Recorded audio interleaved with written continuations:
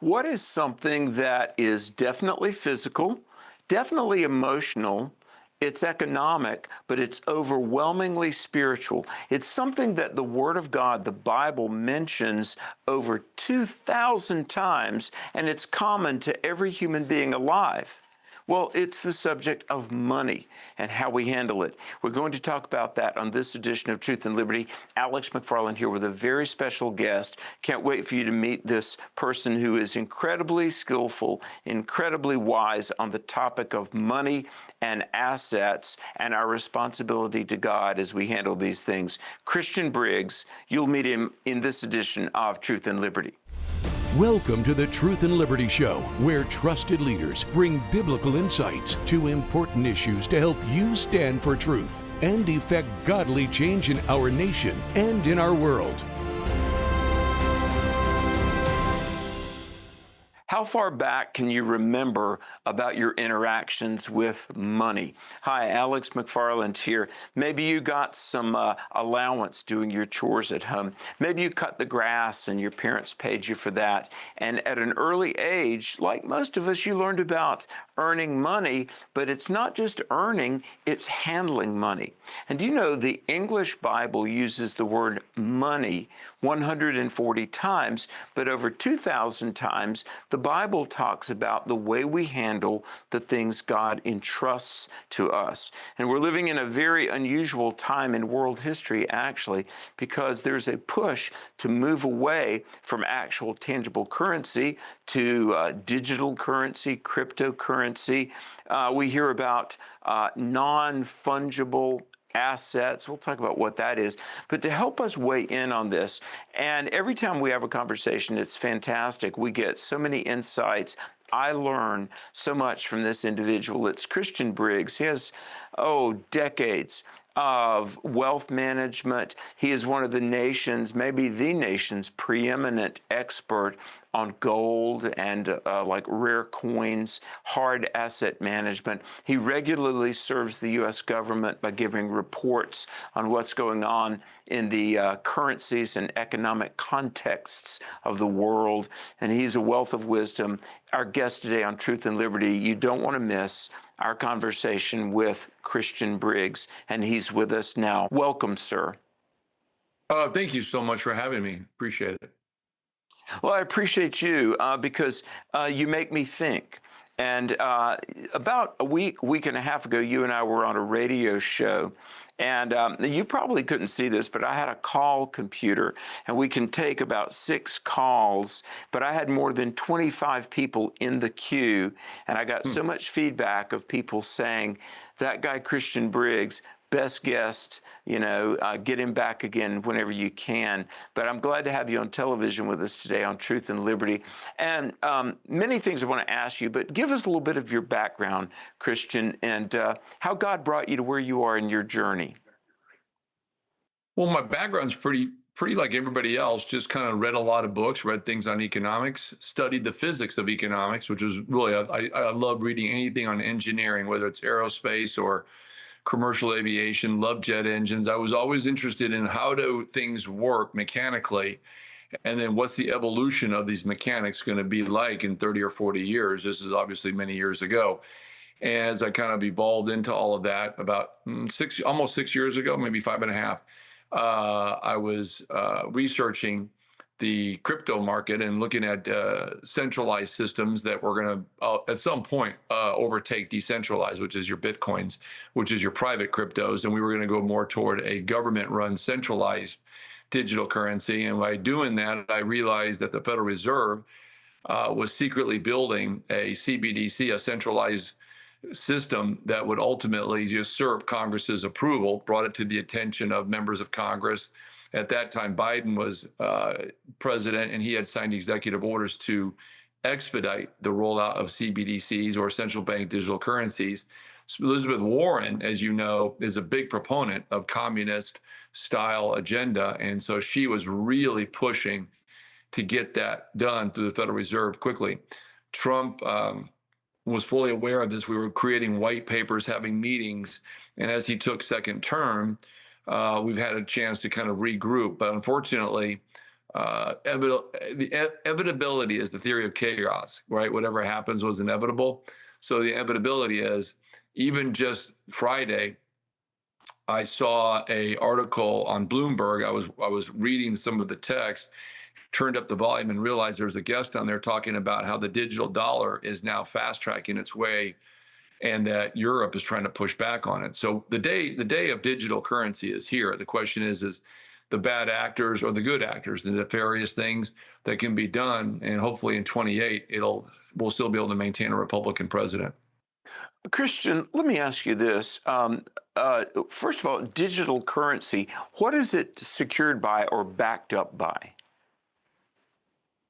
Well, nothing. I mean, it's an algorithm. It's a piece of code that then gives the perception of value. Bitcoin, just so your listeners and viewers and all the people that you guys talk to can understand, is when Obama took office and he was in his first term, he created the whole crypto market. The market was really not evolved into what we consider to be even first stage. It was really more of a concept. Obama, with the help of CIA, NSA, Mossad, and MI6, and a few other agencies, intelligence agencies, created a system to create value, to condition and program. That's what TV programming is all about, right? CIA built all of that kind of stuff. So what they did was they created this understanding that if we can get people to believe the unbelievable, which the unbelievable is that a little piece of code represents greater value than the tangible asset like gold or silver or even a paper dollar would have more value than these tangible assets, we then can enter a world of digital currency instead of decentralizing systems, which gives you the autonomous and the free-for-all, able to freely move your money around, buy and sell without any government intrusion or surveillance. The governments are now building what they call centralized systems. If you look at 98% of the world today is either in the research or piloting or launch of a centralized currency. And so Obama is the one that conditioned us through Bitcoin by allowing that, and then allowing apps and things of which that would be able to do peer-to-peer transactional capabilities. We are now about a 90% digital environment by the end of this year, early 27. So the programming has worked. So when you say a central bank digital currency, CBDC, I mean, is it unique to America? And if so, what would make American digital currency better or more trustworthy than, say, China's or something like that? Well, when you centralize something, you're centralizing the application of power usually. That's why they call it centralizing power.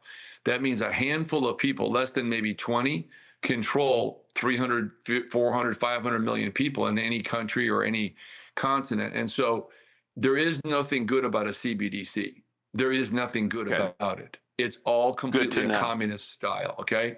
It is a communist method of which they can turn your wallet on and off.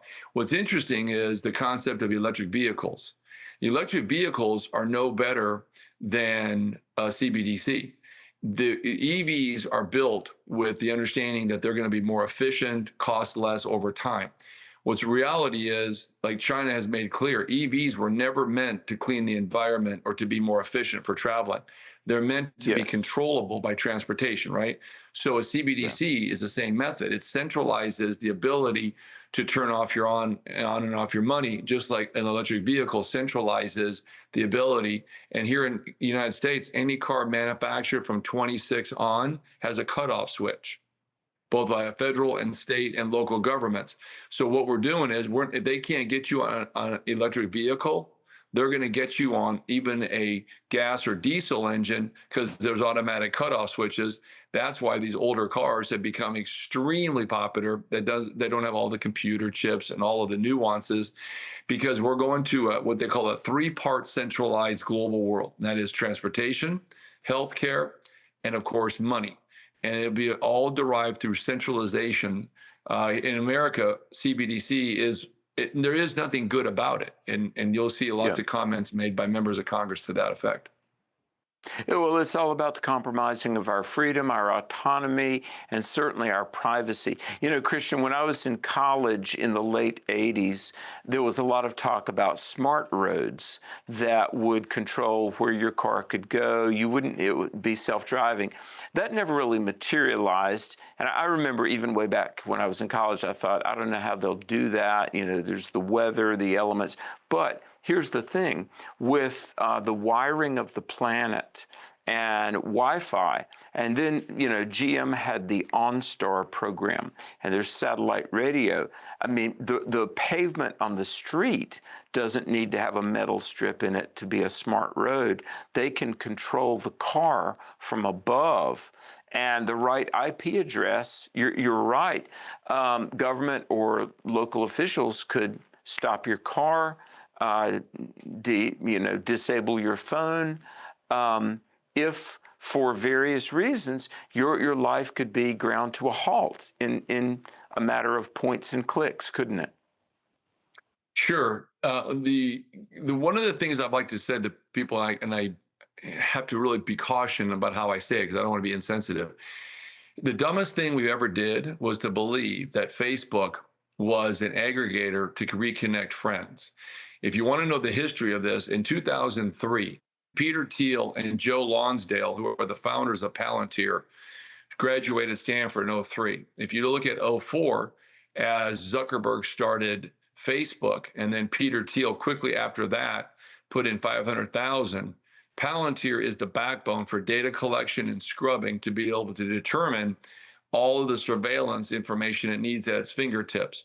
When you look at what the administration has currently done with giving massive contracts to Palantir, both at the DHS level, Department of Homeland Security, in the transportation, the CIA, the NSA, Palantir was a CIA-backed company where members of the CIA left, took a platform, an idea, a software engineering platform, about how do we basically know every single thing.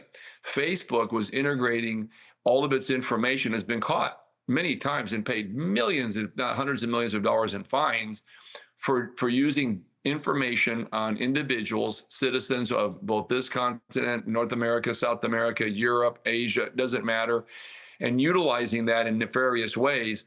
So if you thought it was free to put your kids on Facebook, their schools, their hobbies, their likes, their dislikes, it was the most disingenuous thing ever made. And it was to aggregate as much information to be able to control people and then to build social credit scores on kids now, so that way they know exactly what they're going to do, how they're going to do it, what their likes and dislikes. And it all is about one thing: centralizing information on individuals. So again, it goes back to the same thing. Why has Facebook become Meta? What is Meta? I'll tell you what Meta is. Meta is basically a globalization name for the metaverse, right? The universe, but in a bigger way, because what it's doing is it's actually giving you the ability to travel. The understanding of what we're going to see here very soon is, one, universal basic income.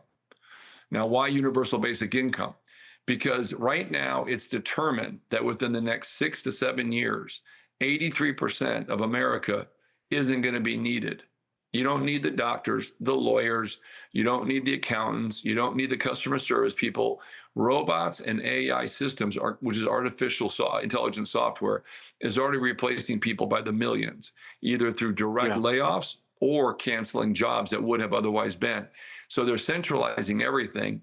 Trump's doing the best he can to push back, but at some point, it's almost like to get along, you got to go along. And there's a tremendous amount of concern in Congress right now by lots of Republicans that the Democrats are starting to win the battle of the bulge, which is basically pushing the CBDC and all the controlling mechanisms and Palantir's software right on top of us. You know, U.S. News and World Report annually does an issue on colleges. And I don't mean to get us off track, Christian, but so many American colleges that are going out of business, and they have millions of dollars worth of maintenance because things like, and this is part of what COVID did, kids don't move away to go to college, at least to the degree that they once did. And schools, they used to derive so much revenue from dormitories and cafeteria, and parking stickers. Well, car ownership is down among young adults. They don't want to buy a meal plan. They don't stay in the dorms. They go to school remotely. The brick and mortar colleges, many of which are 150 years old, U.S. News and World Report believes that within the next 5 to 10 years, minimum 50% will close, maybe 2/3.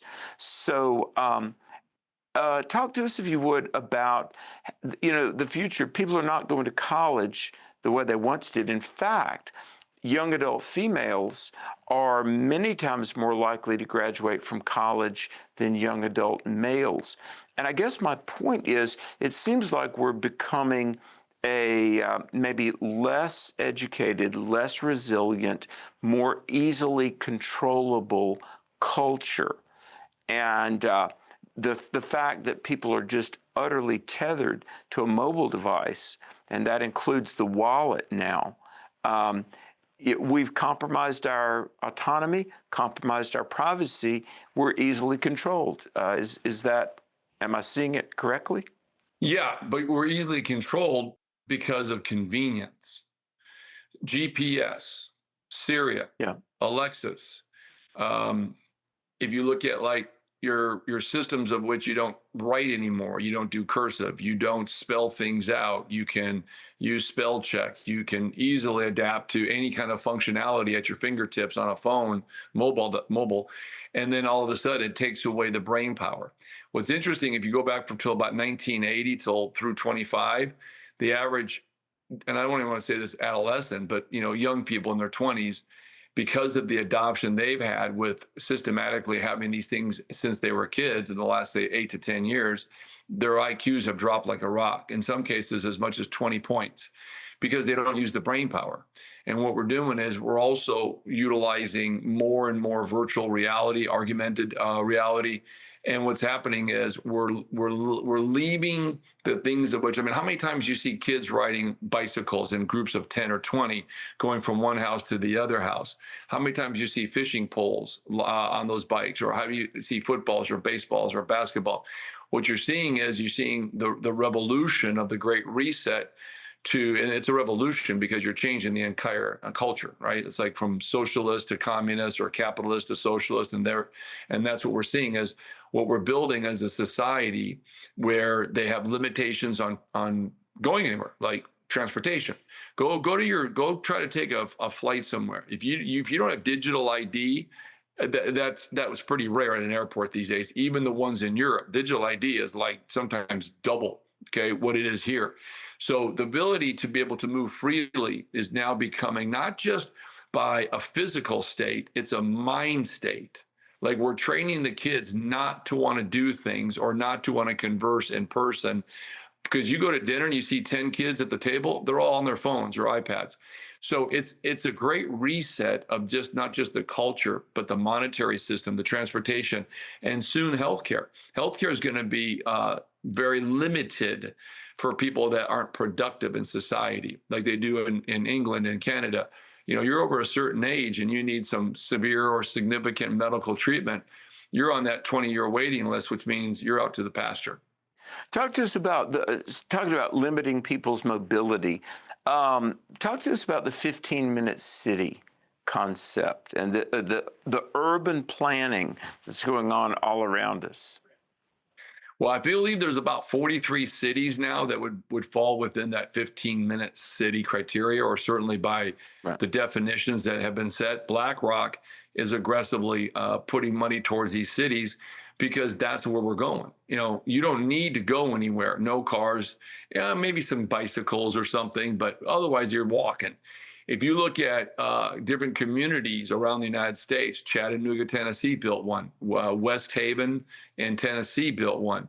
West Haven is a great little community, but really you don't need to leave it. And that's the beauty of it. The climate change nutcases have decided that if we have these cities and they're limited on travel or at least going anywhere within the context of what your little bubble is, well, then you're seen as somebody who's not following the rules. They'll turn your money off. So 15-minute cities are designed globally. They're building them everywhere. Like I said, I believe there's 43 either built or under some type of development expected to be completed soon.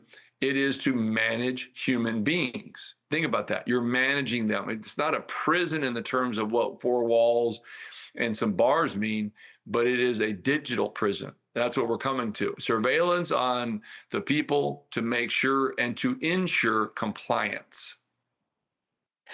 Christian, I've got to ask this because I'm old school and I'm old or older, and I'm a bit of a contrarian. Whenever I travel, and I used to see this just in airports, but now I'm seeing it in a few retail places. Card only. We do not accept cash. And I was actually in the airport in Philadelphia, and I saw some place that they would accept card or euros, but not U.S. cash. I'm like, how can a business in the United States of America accept euros, but not U.S. currency? Do you envision a day when, ones, fives, and tens, our dollar bills, are no longer circulated in the United States? Well, it's limited now. I mean, you're talking about the complete elimination of cash. That's 2 to 3 years away. That's all it is. It's just a couple of years. The European Union right now is so anti-America that they have actually, when you go to Europe, as you know, if you go to England or pretty much anywhere in the European Union across Eastern or Western countries, you're going to have limitations on dollars. What used to be 30, 40 years ago, the acceptance, and I mean, they loved US dollars. They looked at it as being one of the best assets to have. Today, they frown upon it because what we've done is we've alienated a lot of these countries from different trade deals or international policies. Biden was horrible on this stuff. Obama was, well, look at what Clinton did with NAFTA. So when you start to look at all the trade policies or the policies of which would give Europe, like sanctions. When we did sanctions on Russia over the Ukrainian war, it was the worst thing that ever happened to the dollar. The dollar became a second-rate citizen, second-class currency.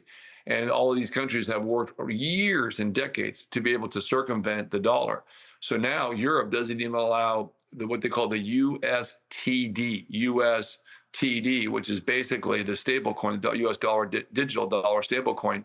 They don't even let it trade over there in any real quantities. They're not allowing a lot of the localized trades to be able to settle in a digital dollars, the new stable coins, because there's fear that the dollar will not be around in the next 2 to 3 years. And they're probably right, which means they could lose a ton of value on US-based, dollar-based assets.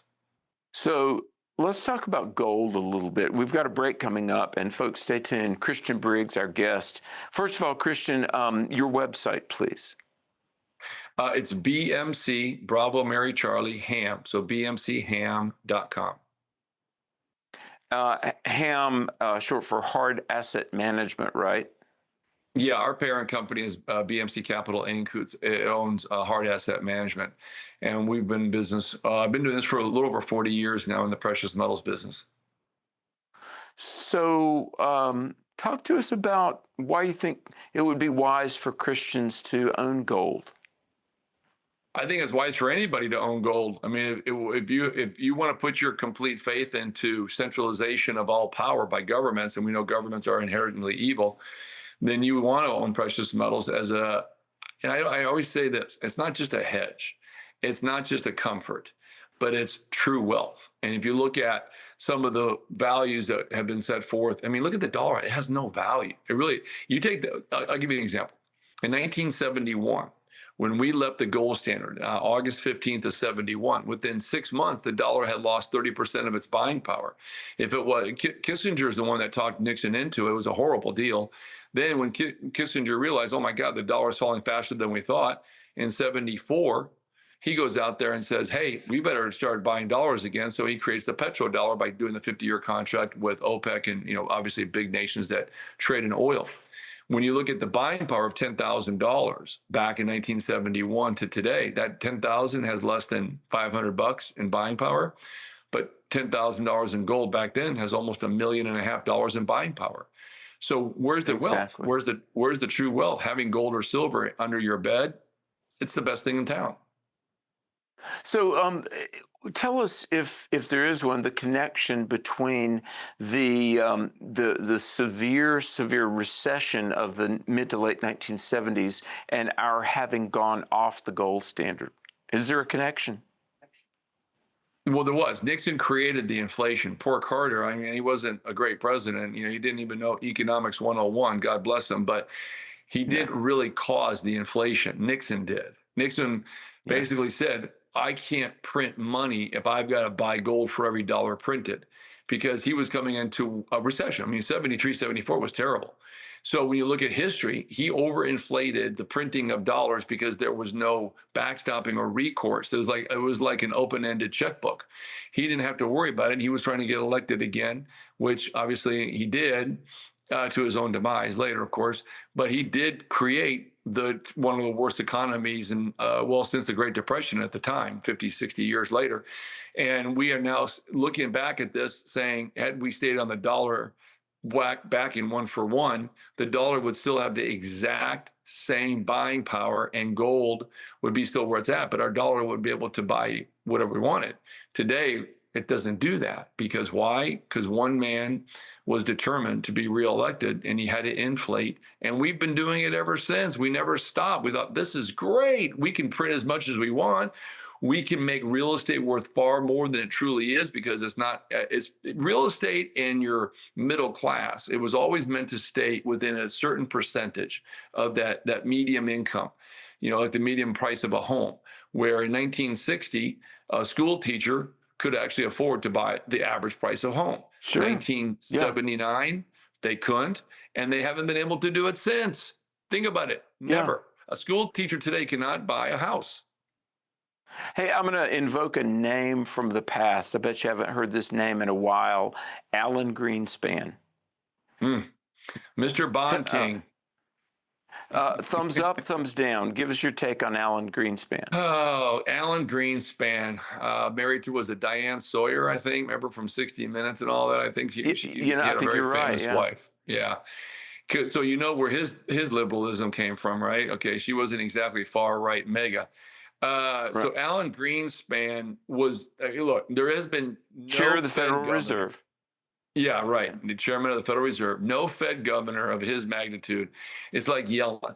They all get it wrong. They really do. They don't understand some of the differences between overinflation or overstimulation of economy to create credit. That's what they did.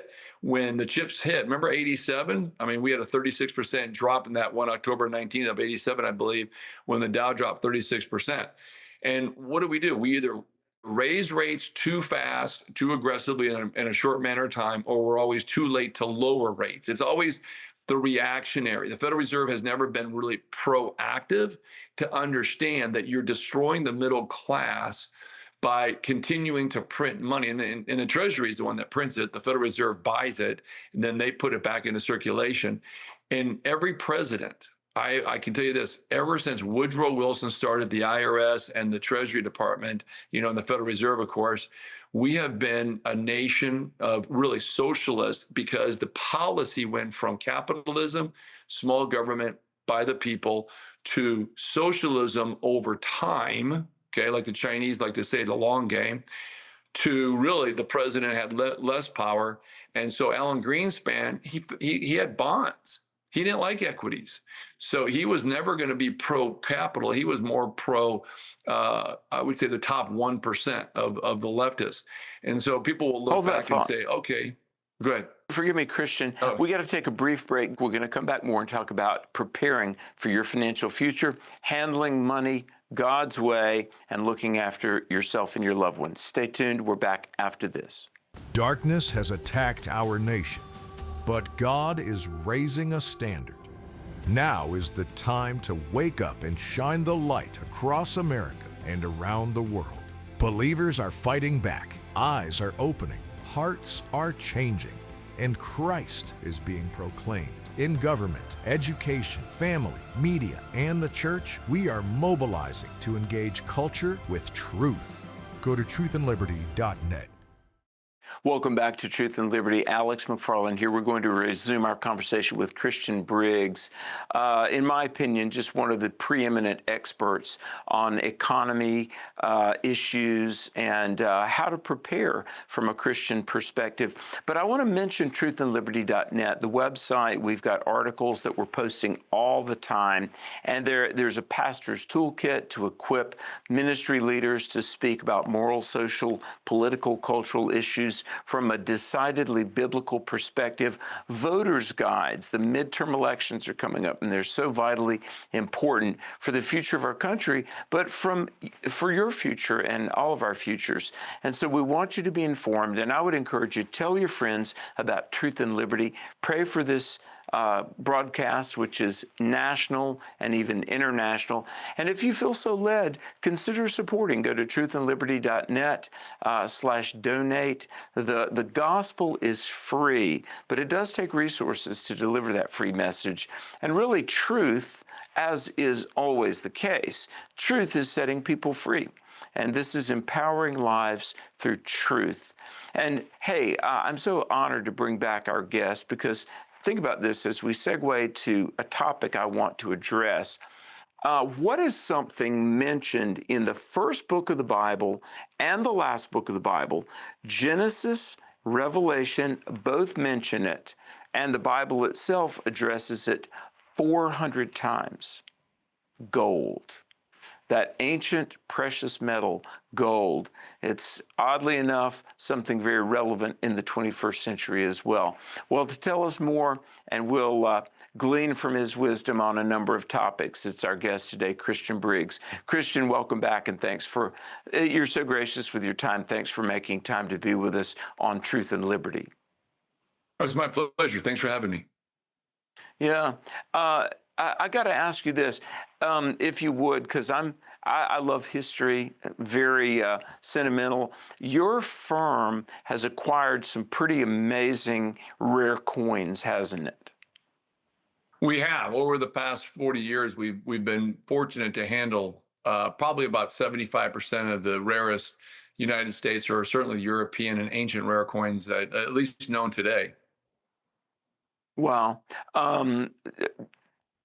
Tell me, how did you come to do that? And when you talk about acquiring gold, it's not just bullion or, gold bricks, but sometimes it's very exceedingly rare first proof coins and things like that too, isn't it?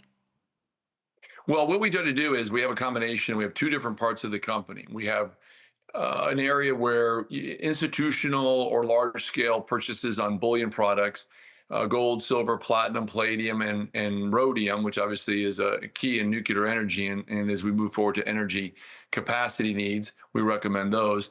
So we deal with that. And then we have a retail division that also sells those five same precious metals to individuals. And then we have another division where we sell very, and I don't want to say rare, sometimes they're unique. People always say, is everything rare? Yeah, for the most part, a 100-year-old coin is rare by today's standards when you compare it to modern stuff. But we try to select things of which for the long-term 5 and 10-year holding periods, build sets for people, try to really build them diversification in rarities, like look at rare watches or rare cars or rare coins. Some of those things have accelerated in value by 10, 20-fold over the last 20 and 30 years. So it is a hedge, but it's also very rewarding, especially for individuals that share some of their collector passion with their friends and family. I've had clients over the years say, "Oh, you can't believe this. When I bought this coin 20 years ago from you, I know it's gone up a lot in value, but just showing something like this to my friends and family over the years has been quite the highlight, not just the financial gain, of course." So we recommend both of those two assets in the same class of hard assets. If you're going to be long-term, there's equities, there's bonds, there's real estate, and then there's these type of assets as well that help offset declines in other areas. And it's been very rewarding for 40 years now. Christian, is there a rule of thumb that you advise people on of the wealth God entrusts to you? Assets, equities, liquid. Could you assign some percentages to those areas? Well, we're coming into a kind of a weird time. We're going to be going from a culture, a society globally, it's not just domestically, to where we're going to be in a digital world. And the hard assets, I can tell you this, I have contacts at various big auction houses around the world, and they're all saying the same thing just in the last 12, 18 months, how things are really picking up for some of that. So I always try to err on the side of caution. I think 10 to 20% of one's overall investment portfolio to be positioned, properly positioned in these type of hard assets. I look at two things. One, the timetables. What is your time of retirement, or maybe what is your time that you can allocate toward this asset? And if it's 3 to 5 years, that's good. If it's 5 to 10, that's better. Like real estate, it always seems to creep up there in that first 3 to 5 years in value, but that last 5 to 10 seems to be the biggest move. So it's a learning curve on time, a learning curve on which asset may be best for you. But at the end of the day, it is critical that people stay diversified with their long-term portfolios. hmm so, with the coming cashless world, I mean, how long? Because I literally know people, very educated, very intelligent people, successful people. They don't trust banks anymore, not completely, and they are hoarding cash. I mean, what is your opinion of hoarding cash? Well, I mean, cash is a depreciating asset. I mean, obviously, it has liquidity at any time, A but depreciating asset, you say? yeah, it's a depreciating asset, right? It appreciates only by the value of what you like having it there for. You appreciate it there, but it's a depreciating asset, right? People say, "Oh, I've got cash on hand, I've got all that liquidity." But that liquidity is going down in buying power, okay? And I've said this before. If you're going to hold cash, why not hold gold? You can sell it at your local pawn shop. You can sell it at the jewelry store. I'll bet you within 10 or 20 miles, reasonable, of most Americans, they can sell that and convert that into paper currency. Or hell, it could be Venmo, right? You could say Venmo, you could say, help, I need this money. And they can just, boom, help is on the way. You can Venmo that. You can digitize your gold into that if that's what you want. So you have all of the ability in which to secure liquidity, but at least with gold or silver, platinum, palladium I mean, look the last, 3 years, 4 years, these precious metals have doubled, tripled, quadrupled. And that says something for the overall understanding of I would say the more enlightened people, right? The ones that are understanding that we're in a devaluation of the dollar. In fact, if you look at China and the rest of the world, they've made bets that the dollar will have zero value in 3 years. Wow. All right, on that note, my wife and I, 28 years ago, we built a house. We bought a 3-acre piece of land. The land was $20,000. The house was 80. $100,000 we're in this house that today is worth $500,000. Now, tell me if I'm right. It's not that the house went up in value so much. It's that the value of the dollar to buy that house exponentially went down. Is that a right way to look at it? Yeah, think about it like this. Look at the money supply, M2 money supply. When you look at, there's about 19 to 20 trillion dollars in our economy right now. There's too much money. There's too much money. When you look at the average house in the top 600 communities in America, which is about 80% of the population lives within 8 to 10 miles of a coast, whether it's west, Gulf, or east, you're looking at $1+ million for the average price of a house in these communities. You look at the average income, which compared to a 29-fold increase in the last 60 years in housing, 29-fold in 60 years, give or take. And now we're looking at about a 5-fold increase in pay for the middle class. The problem is real estate is exceedingly overvalued because we artificially inflated the economy with cash, cheap cash. So your house doesn't reflect value. It reflects the inconsistency and bad fiscal policy of government. And government look, when you get elected to Congress or the White House, or you're appointed in a position by the president or thereof, Your job isn't to really secure national security. You do your job as best you can, but really your job is to stay in office, to get reelected.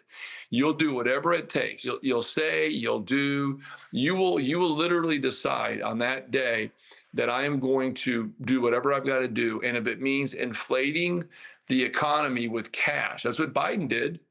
He took 4 years and put $11 trillion of unneeded wealth into the economy and blew real estate way up. Because why? Too much money was in too many hands, and people were able to overbid, multiple bids on real estate. Why? Because they had so much cash. So real estate doesn't go up. You made a point, and you're right.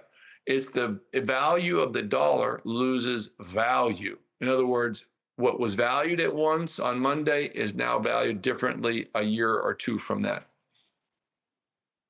And by the way, what you say about politicians, the job one is to stay in office. I mean, hence the term career politicians.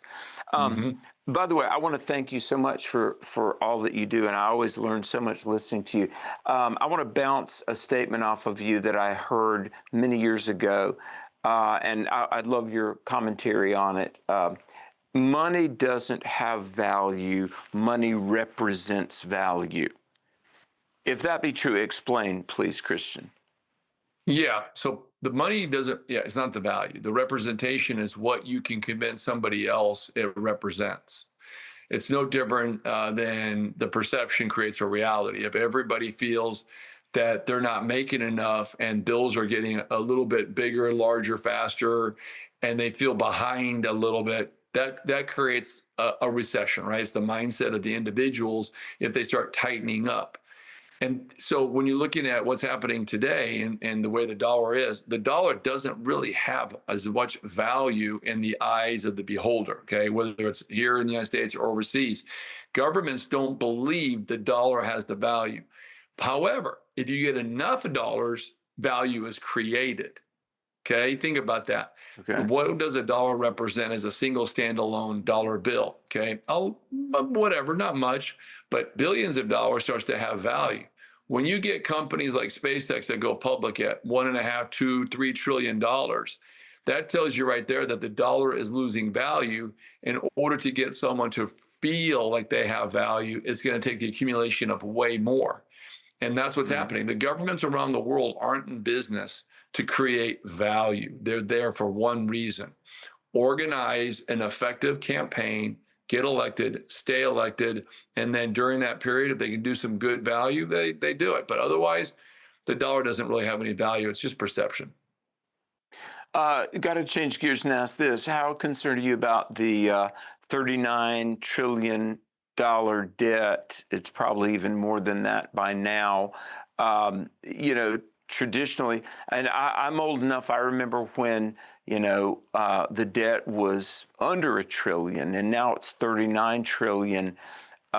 Is that the oncoming locomotive that is going to, crash our economy inevitably at some future point? I don't think the debt's going to be the issue that's going to crash the economy. I think it's going to be what the next generation of politicians in the next 5 years does with all digital. That's what's really going to be the change. And they're not going to allow it a default. What they're doing right now is the Treasury is buying $10 or $20 billion worth of our debt. They're buying the long debt and they're selling the short-term debt on the hopes that interest rates drop. So we pay less money in interest and we have less deficit spending. So really, it's a gamble, right? Trump's gambling the fact that he can increase the dollar usage every day, so there's more dollars in demand, create more, again, of a dollar-based asset global economy rather than gold or silver or the euro. The Chinese are doing just the opposite. They're trying to destroy the U.S. and the financial system by limiting the dollar in demand, because if the usage goes down, it's like anything else. If nobody needs it, nobody wants to pay for it, well, then it's not going to have much value.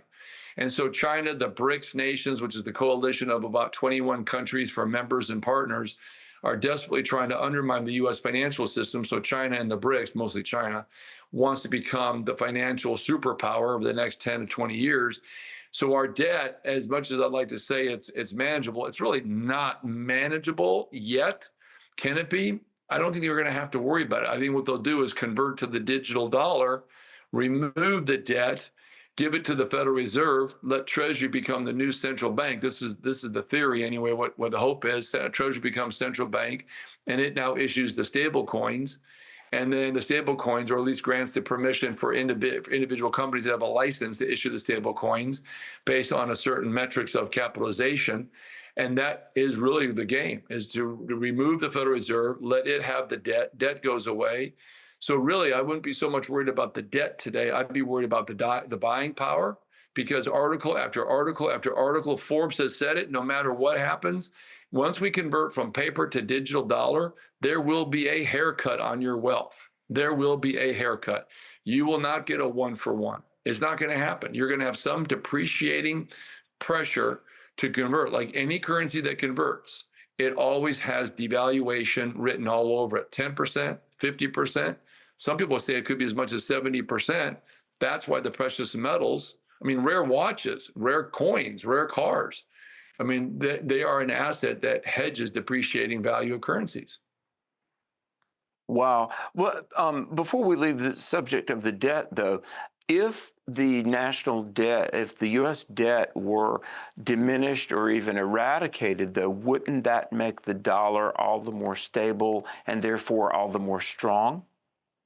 Sure, but then you're entering a digital world of centralized currency. So what you're giving up is you're getting your efficiency, you're getting your removal of debt. Government created all this debt, bad government. Every president is liable for printing too much money at a period of time, whether it's been 1 term or 2 terms.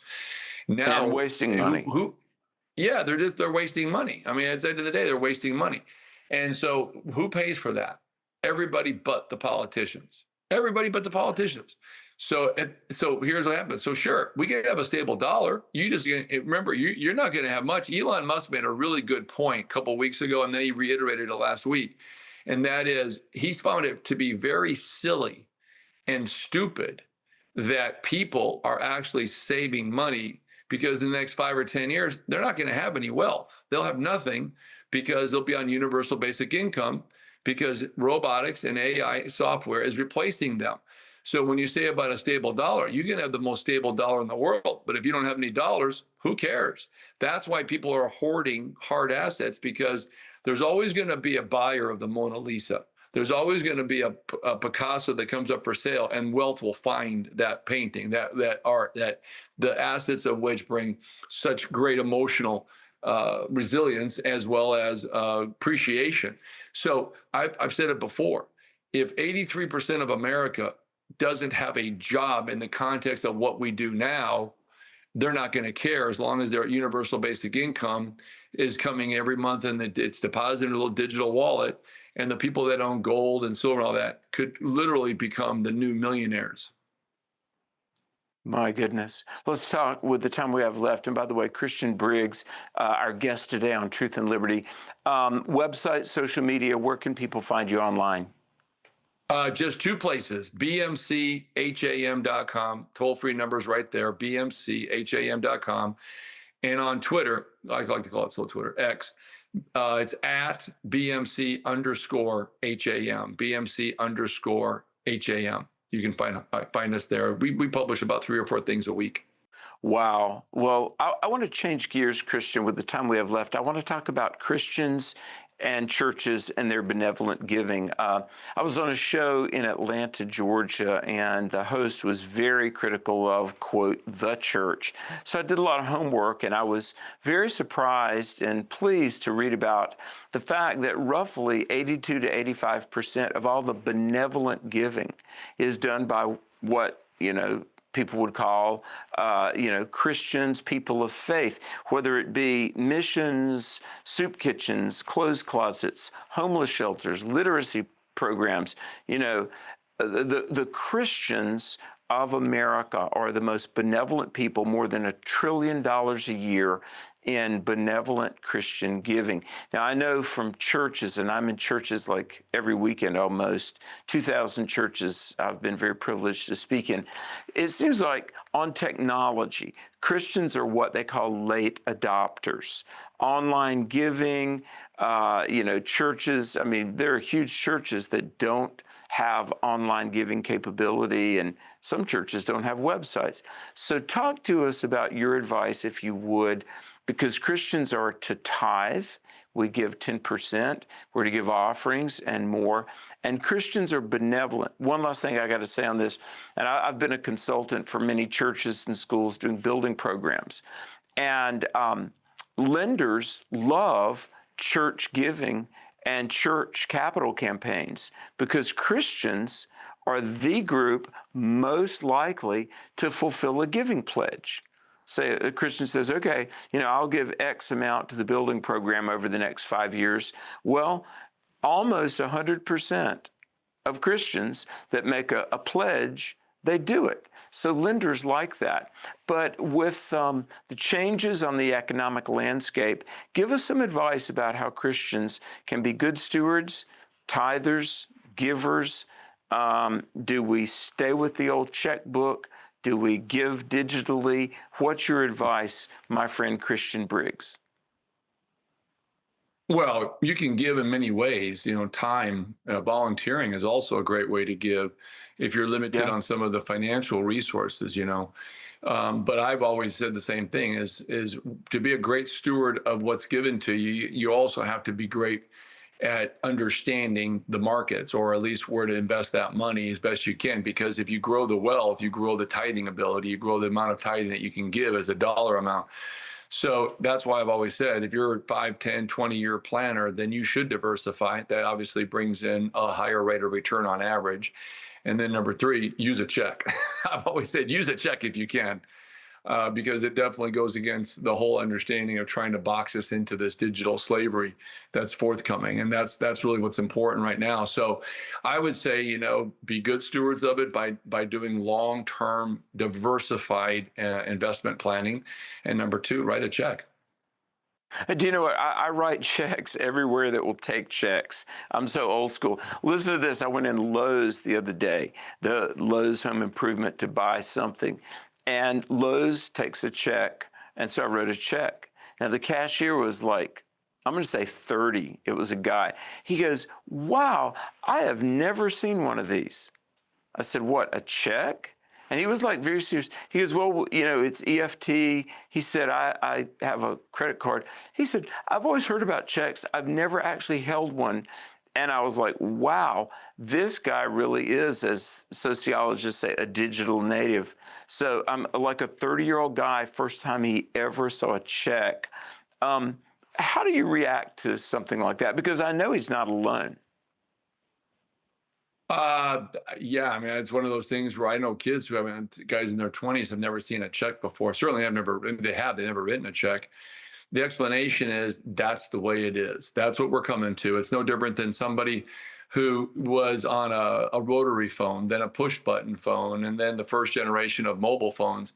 We are evolving at an unprecedented rate. There was a comment made that if you go back from day one through 1970, all the things of which we have known to be evolved and through inventions, and if you take like 1970 through today, we've done more innovating and evolving in technology, as well as adapting and applications for all sorts of things, than 10 times what we basically did from 0 to 1970, almost 2,000 years. So, or at least since Jesus, that's how fast it's moving. But the people of the world, realize this is happening. What they don't realize is that it's all being centralized. These AI data centers, they're not for efficiency. They're all interconnected, and they're to control all the things of which we talked about in the show, from cashless to digital money to digital transportation. Digital transportation is the electric vehicles. And then if you look at the transportation, it's all digital ID. You can't go anywhere without digital ID. So when you start to think about it, AI data centers are basically connecting the digital surveillance and the slavery thereof. Yeah. Well, we're almost out of time. Fascinating. Give us some homework assignments as we've only got a couple of minutes left, but what would you like to see the call to action be for our viewers today? Just look at if we go to a digital world and they turn the power off, do you have the resources to be able to circumvent that?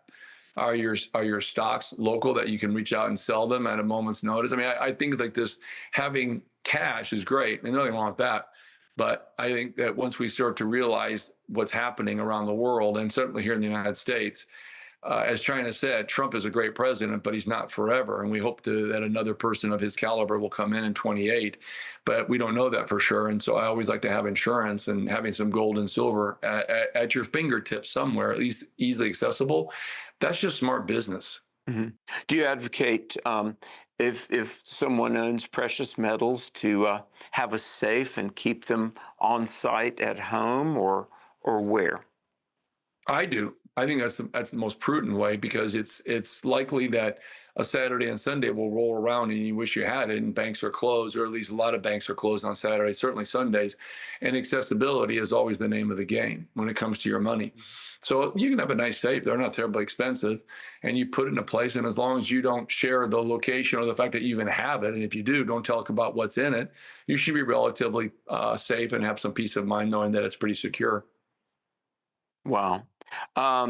Social media, websites again, and how people can begin to avail themselves to your knowledge and services. Yeah, it's bmcham.com, and on X it's _BMC or at BMC_HAM on X, with the old Twitter. Christian Briggs, thank you very much for being with us on Truth and Liberty, and we'll look forward to when you and I can converse again. Okay, sounds good. Thank you so much. God bless you. God bless you. You know, folks, in talking about so many of these trends, I'm not sharing these kinds of things to, make people unnecessarily afraid or create paranoia, but we are to have discernment. The Bible tells us about being as wise as a serpent, but as harmless as a dove. That's Matthew 10:16. And the Bible also tells us that we are stewards. We're not owners. That's why the 4 areas of stewardship: time, talent, treasure, testimony. Time, we all have 168 hours in a week. Talent, you have competencies and abilities and skills God has given to you for not only your own livelihood and looking after yourself and your family, but also for serving the body of Christ. And then treasure. That's money and that's wealth. And look, the decimal point might be in a different place for different people, but the concept is still the same. Like 1 Corinthians 6:19 and 20, that we're not owners, we're managers. We're bought with a price. And that's why, let's say we give our tithe. You have $100, you give $10. Does that mean the $90 is mine? Well, no, that too still belongs to the Lord. And God is so gracious to us. He gives us things we need. If you walk with Jesus, you'll also be entrusted with many things that you want. Matthew 6:33, seek first the kingdom of God and his righteousness, and all these other things will be added unto you. I can tell you, and I'm sure you probably know, how faithful the Lord is. But remember, your time, your abilities, your sustenance, your money, and yes, your influence, those are all matters of stewardship. And God will sustain you in times, the feast or famine, the big times, the lean times. He is our provider. Tell others, please, about Truth and Liberty. At Truth and Liberty, we're on a mission to educate, unify, and mobilize believers with biblical truth. Our work reaches across the nation, providing leadership, media, and resources. By becoming a member, you're not just supporting an organization, you're joining a movement. With a monthly commitment starting at just $5, you help impact culture for Christ and bring hope to our world. Take action today at truthandliberty.net.